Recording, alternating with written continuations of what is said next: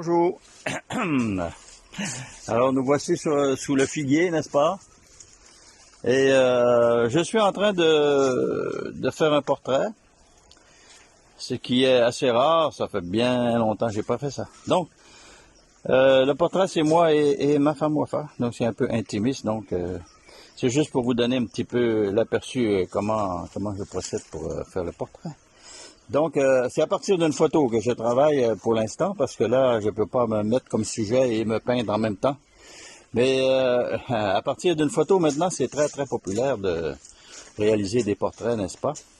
Donc, je vais aller un petit peu dans le style un petit peu plus d'avant-garde. La tendance en portrait, c'est vraiment...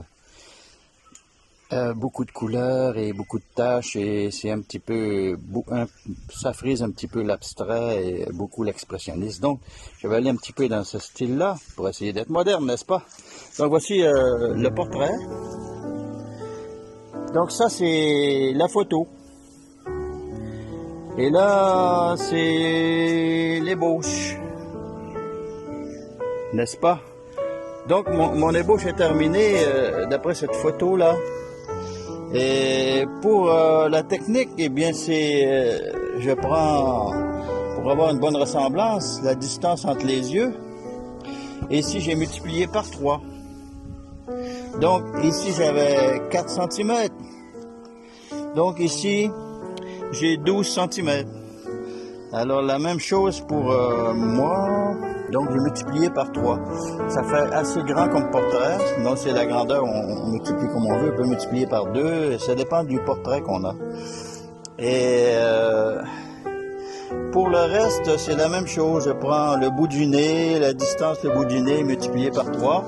Distance le bout du nez multiplié par 3. Et là, je fais des points de repère. Après, commence toujours par les yeux, n'est-ce pas? Et après, on développe les distances du haut de la tête au menton et la largeur de la bouche, toujours multiplié par 3. Et c'est comme ça que ça se passe pour avoir une certaine ressemblance. Donc, je continue. Ce portrait-là, il est avancé mais en ébauche, mais il y a encore beaucoup de travail à faire.